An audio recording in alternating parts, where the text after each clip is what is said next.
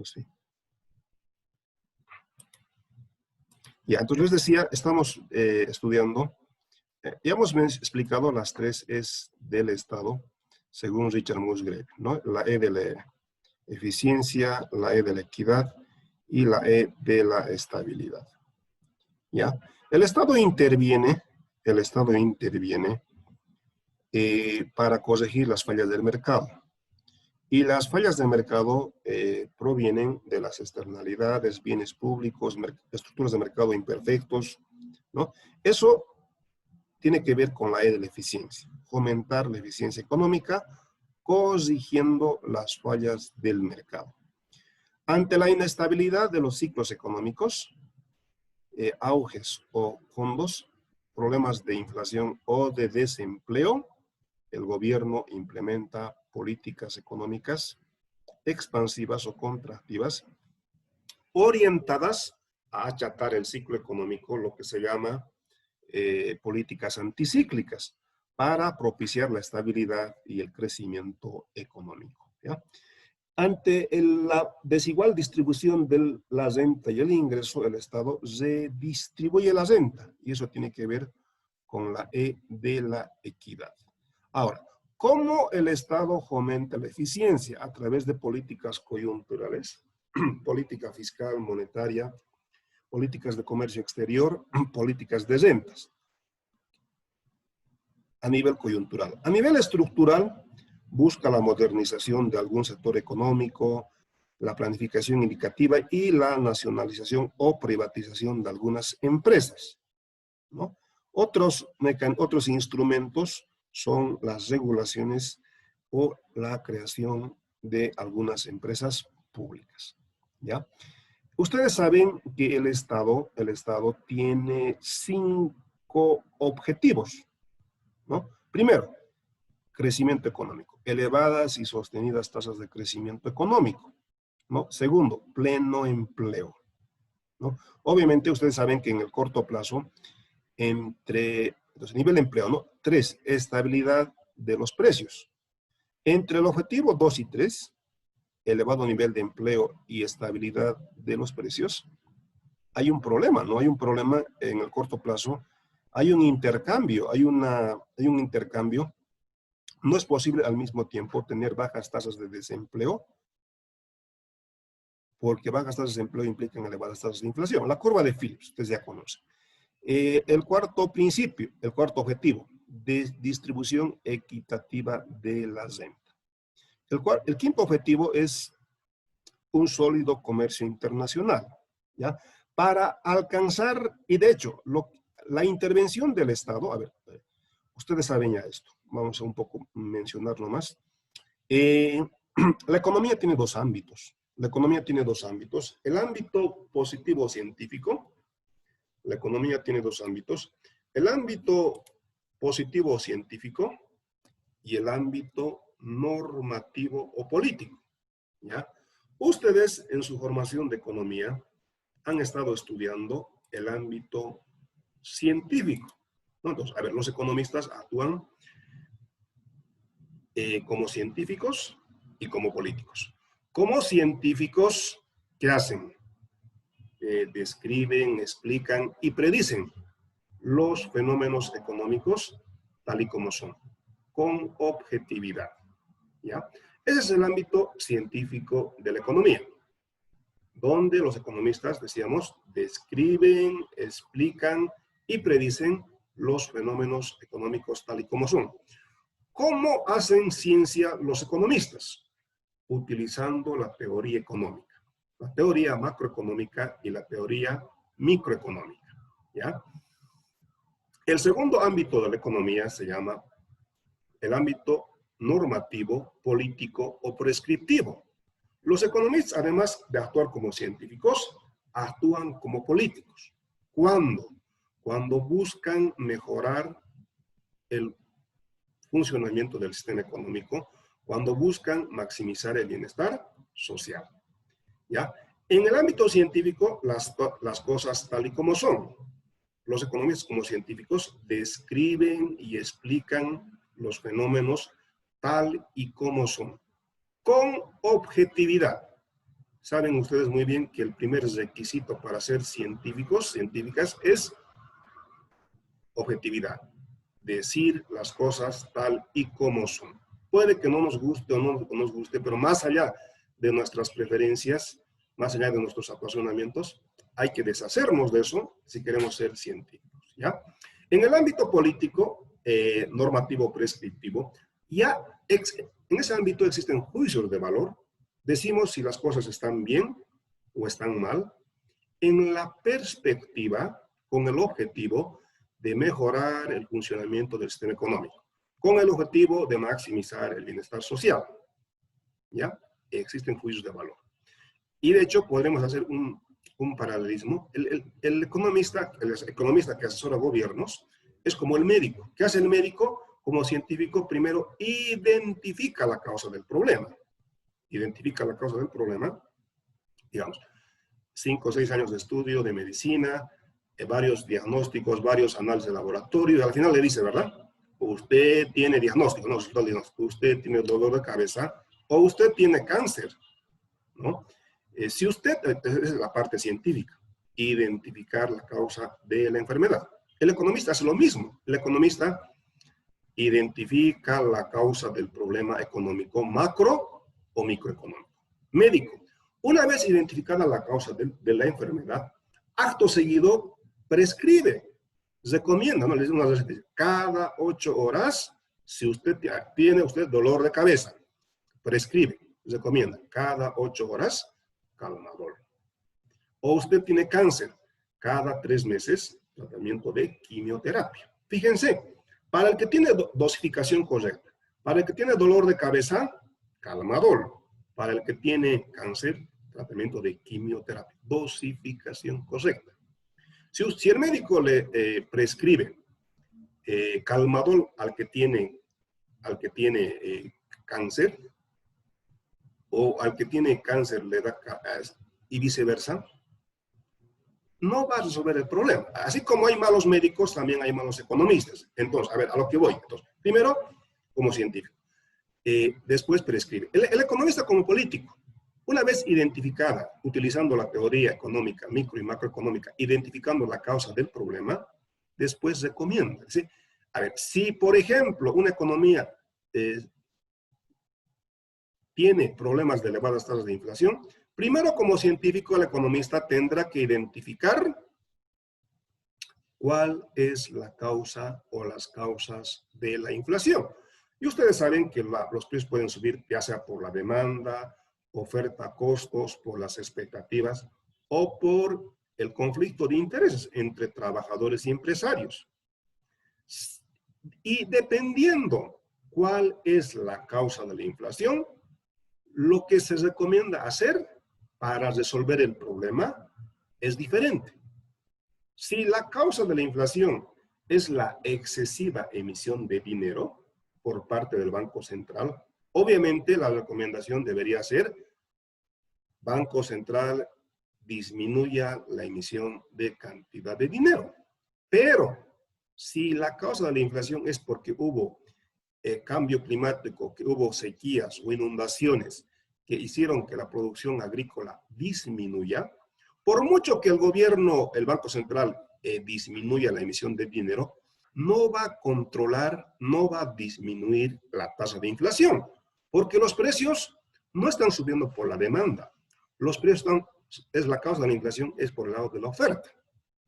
¿No? Es que hay muchos productos, hay muy pocos productos agrícolas, como la oferta es poca, entonces los precios están subiendo. Entonces, es importante identificar cuál es la causa del problema para resolver el mismo. ¿Ya? Entonces, por eso, a ver, los países que tienen buenos gobernantes, es que sus políticos, sus gobernantes, además de políticos, son científicos. O si no son científicos, sí se rodean de la gente, de personal muy competente en el área económico, ¿no? Entonces, por eso les va bien. A nosotros no nos va muy bien porque nuestros políticos no solamente son malos políticos, pero no son científicos, ¿no? Entonces, a ver, el ámbito, a ver, a lo que voy, el ámbito normativo, prescriptivo de la economía se llama política económica. Política económica. El ámbito científico se llama teoría económica. Ustedes ya han cursado sus cursos de teoría económica, macro, micro, y ahora ya están en la parte de política económica. Y en política económica están estudiando teoría y política fiscal, teoría y política monetaria, después van a estudiar políticas macroeconómicas y después política económica. Es decir, ya están en la parte, ustedes ya han cursado sus cursos de la parte positiva o científica de la economía. Ya están en la segunda parte de su formación, ahora están adquiriendo su formación como políticos. Ahora, como políticos tienen que buscar el bienestar social, ¿ya? Entonces, el ámbito político normativo de la economía se llama política económica. ¿Qué es política económica? Intervención del Estado en la economía, ¿ya? El Estado interviene en la economía. El Estado interviene variando, modificando ciertos instrumentos, ya sea fiscales, monetarios o cambiarios, ¿ya? El Estado interviene variando, modificando instrumentos monetarios, fiscales o cambiarios. ¿Cuáles son los instrumentos monetarios? Es cantidad de dinero y tipo de interés. Se llama política monetaria. Pregunta, ¿y la política monetaria en manos de quién está en un país? En Bolivia, ¿quién controla la política monetaria? ¿Quién controla la política monetaria? ¿Quién?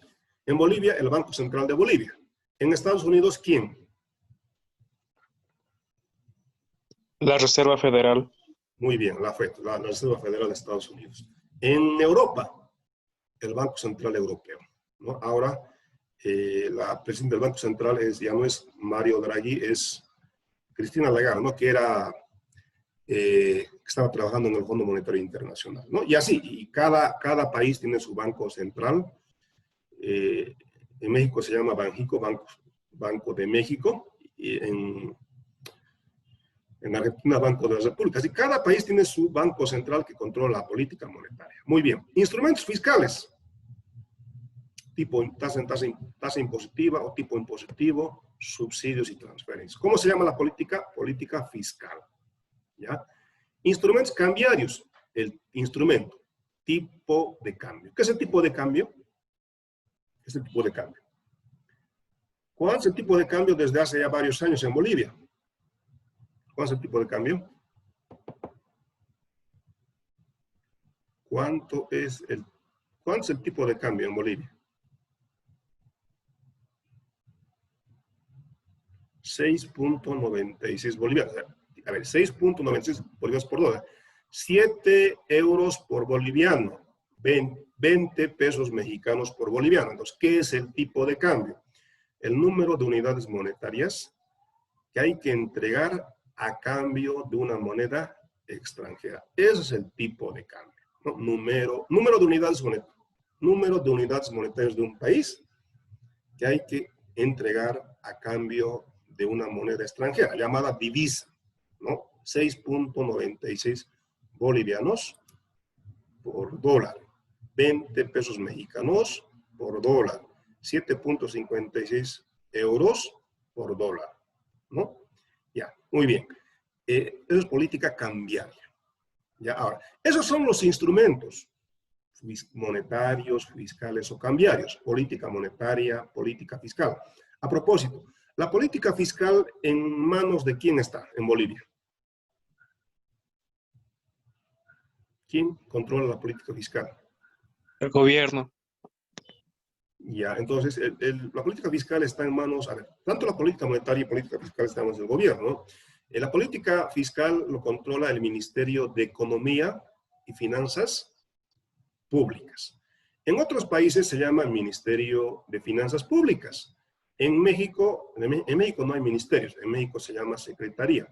Secretaría de Hacienda Pública y Crédito, así se llama. Y en la mayor parte de los países se llama Ministerio de Finanzas o Ministerio de Finanzas Públicas, ¿ya? En Bolivia, repito, se llama Ministerio de Economía y Finanzas públicas, ¿no? Entonces, política fiscal está bajo el control del ministro de Economía y de Finanzas Públicas.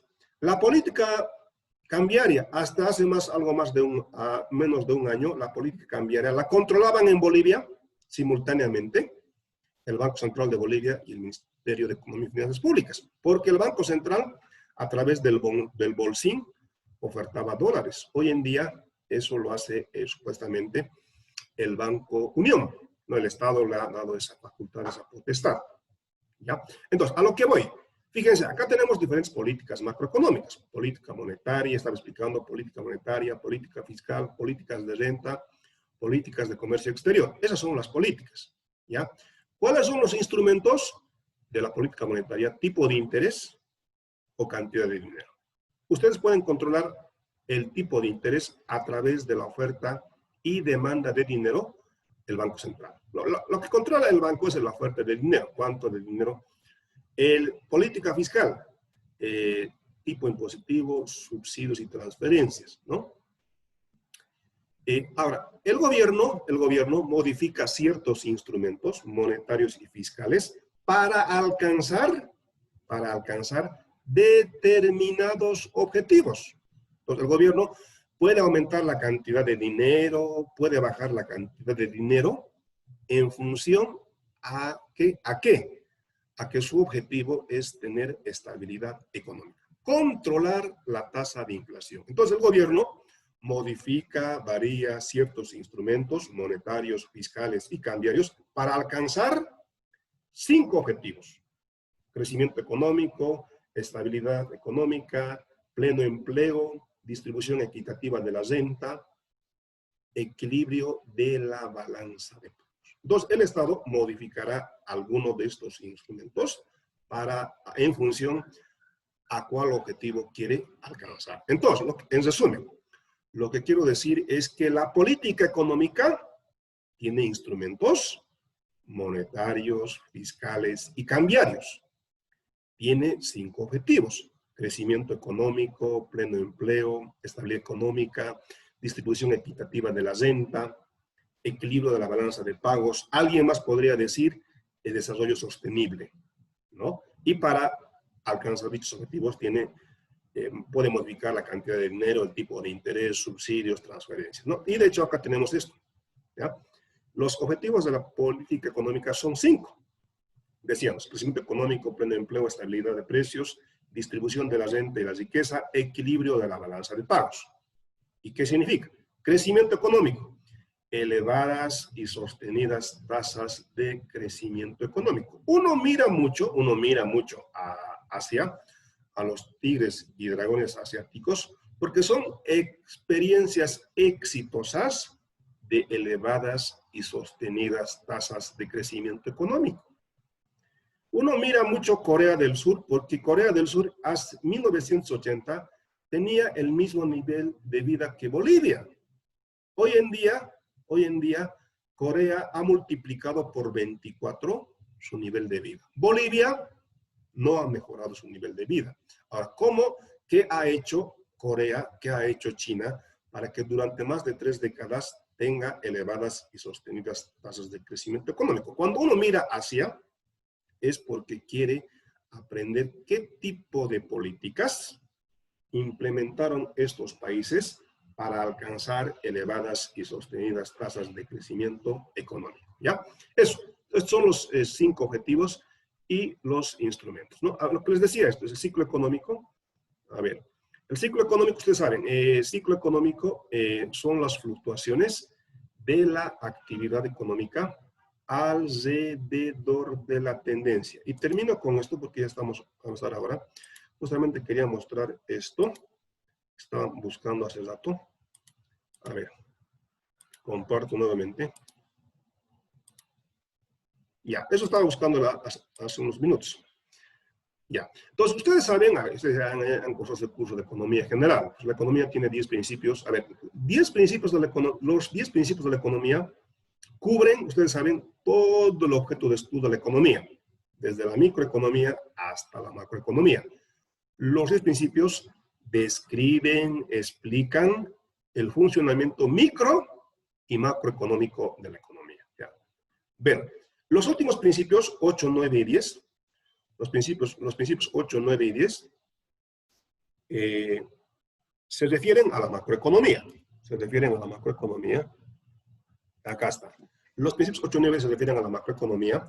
Y los principios 8, 9 y 10 están encompasadas, incluidas bajo el concepto de ciclo económico. Ciclo económico, ¿ya?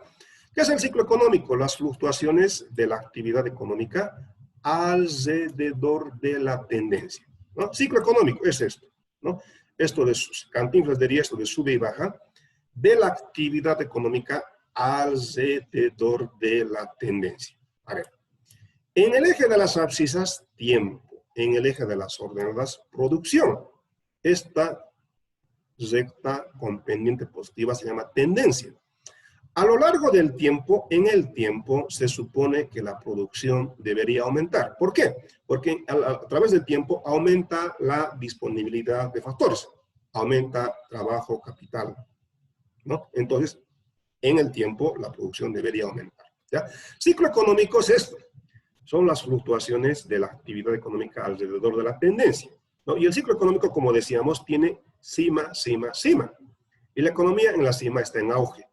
La economía, si no está en auge, está en el fondo, en el valle, en recesión.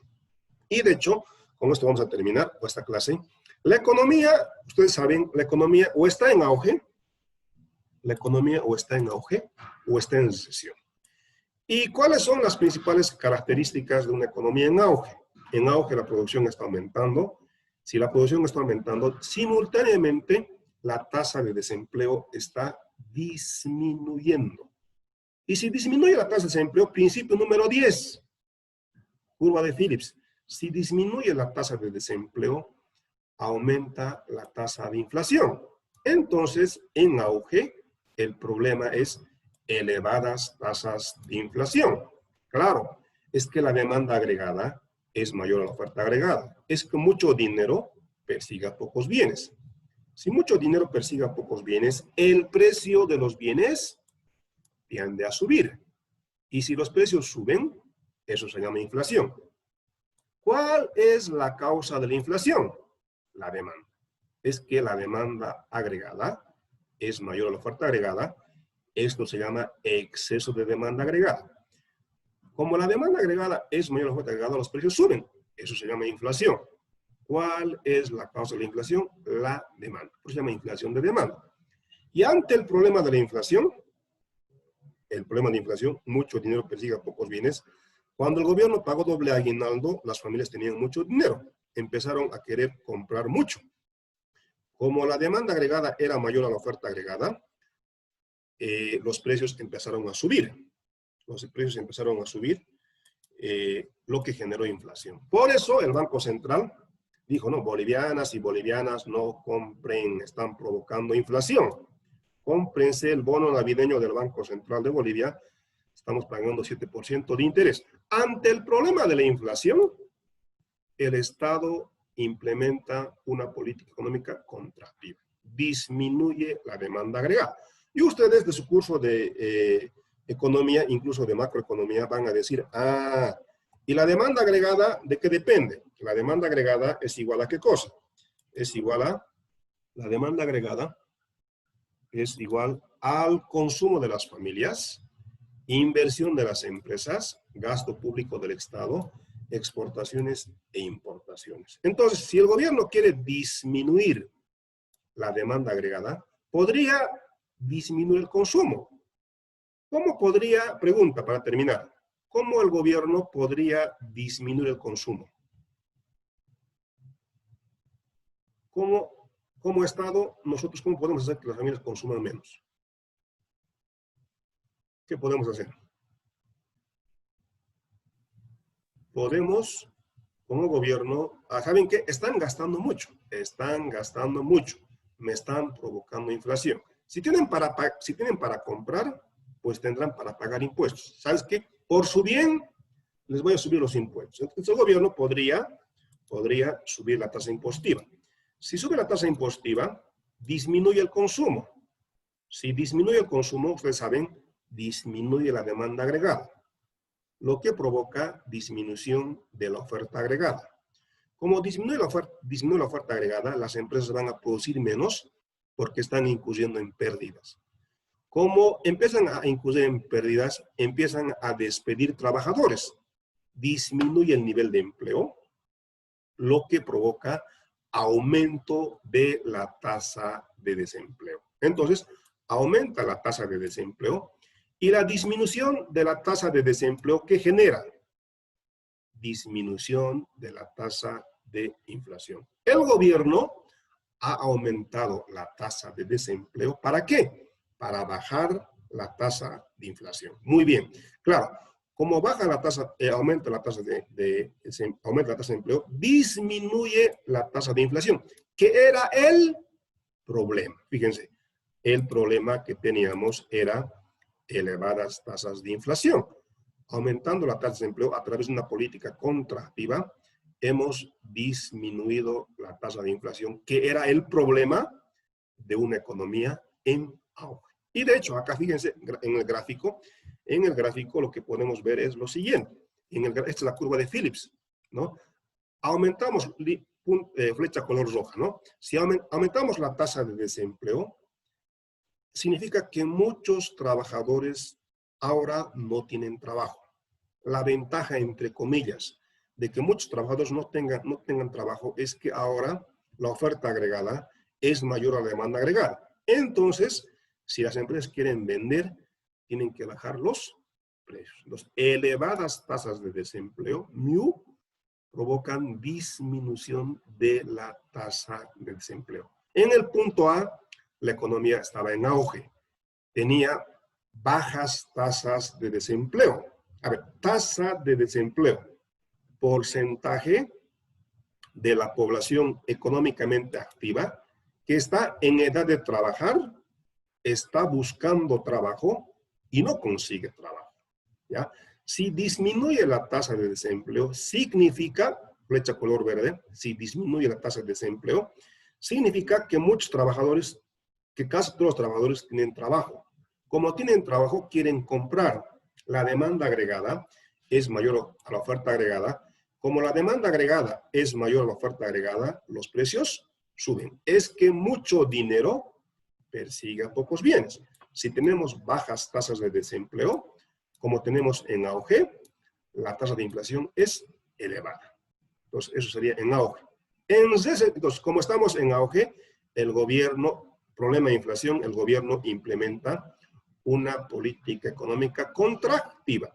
En cambio, ustedes van a analizar esto, en cambio, cuando la economía está en recesión, características, principales características, la producción está disminuyendo, la tasa de desempleo está aumentando. Como está aumentando la tasa de desempleo, problema, elevadas tasas de desempleo. Pregunta, ante el problema de la recesión, de elevadas tasas de desempleo, ¿qué debe hacer el gobierno, el Estado? ¿Qué debe hacer? Políticas. ¿Qué tipo de políticas debe hacer? Políticas económicas expansivas. Consistente, políticas económicas expansivas. Debe aumentar la demanda agregada. Podría, por ejemplo, hacer que las familias consuman más. ¿Cómo? Cobrándoles menos tasa impositiva. Entonces, en la curva de Phillips, la economía estaría en el punto B, donde tenemos elevadísimas tasas de desempleo. Es el problema. Tendríamos que implementar políticas económicas expansivas, para lo cual, con esto termino, para lo cual, si queremos aumentar la demanda agregada, tendríamos que aumentar podríamos aumentar cualesquiera de los primeros 4 componentes: consumo, inversión, gasto, exportaciones, o bajar las importaciones. Para terminar, ahora sí, podríamos aumentar el consumo. ¿Cómo? Cobrando menos tasa impositiva, ¿ya? Quedemos aquí, ya estamos a más de la hora. Quedemos aquí, continuamos la siguiente clase, ¿ya? Hasta luego. No sé si tienen alguna pregunta antes, de todas maneras, ¿ah? Ya, si no tienen preguntas, entonces quedemos aquí, ¿ya? Hasta luego, cuídense, continuamos el día sábado. Hasta luego.